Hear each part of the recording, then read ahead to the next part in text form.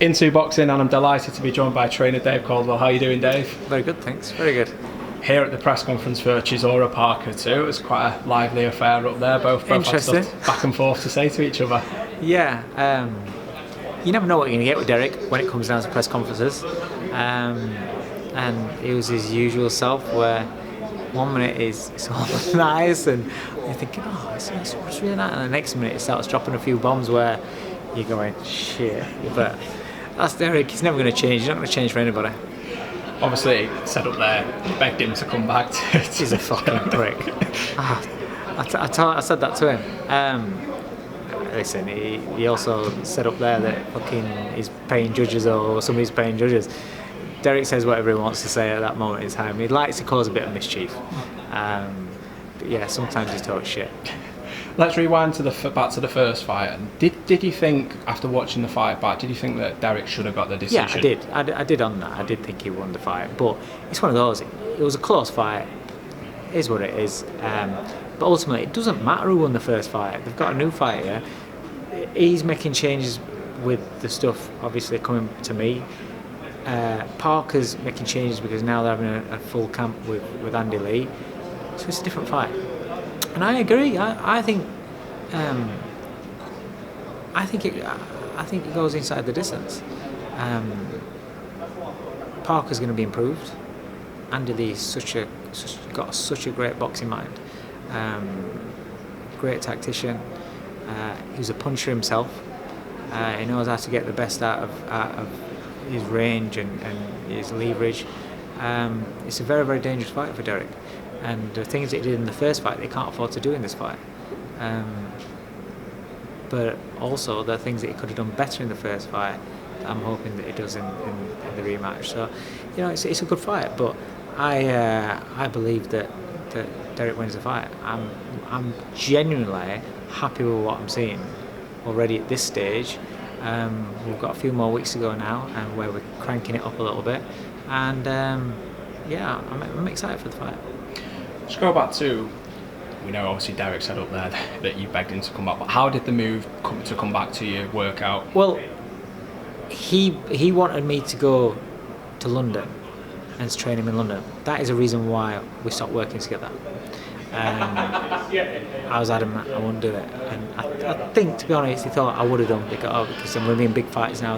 But I've got my own fighters in my gym, and I've got my family. I'm not doing that where I'm not around.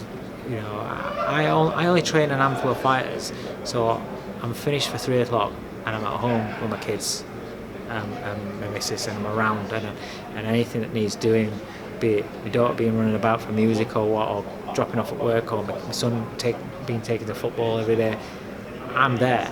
So I'm not going to go to London. I'm not going to go for anybody. And so that's why he wouldn't come up to me, and I won't go down there. So that's why we stopped working together. Obviously, he's lost his last couple of fights. We had a chat on the phone, and he was like, you know, you want me to come back down to London? I was like, no, I said, listen, stop fucking about, basically.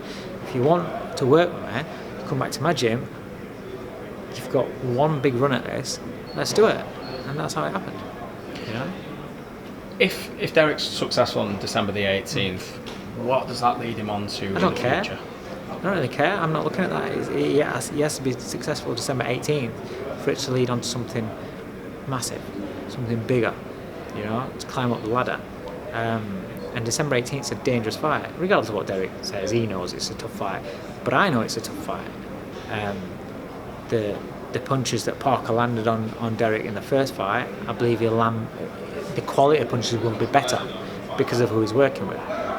So I'm taking this as a serious threat, and that you can see in the training that I'm putting in with Derek. He understands. You know, he's got his ways and his personality when he's in public and he's up there on stage, where he might you know, make out as though he don't think it's any sort of threat or whatever. But he's not training like that. If he thought it wasn't a real fight, then I'm sure he'd be tossing it off more and whatever. But I've got no complaints with how committed he is, what he's doing, how he's behaving. Everything's great. It's just when he's on a stage. You've got another fighter on the card as well, Yes. Lerrone Richards. Can't wait for that. Massive Can't fight wait. against GONGORA. Yeah. Again, how did that fight come about, and what do you expect from Lerrone on the night? Because he had a brilliant win last time, brilliant boxing win last time out against Giovanni De Carolis. What you've seen of Lerrone so far is only a snippet and a highlight reel of what I'm seeing every day in that gym. He's gone from somebody that would frustrate the shit out of me, and somebody that I wasn't sure whether he had the mentality to get the best out of his potential, to now where consistently every single session I love working with him. Honest to God, I really love working with him, and he's brilliant. I'm quite realistic about my fighters, always have been, my opinion.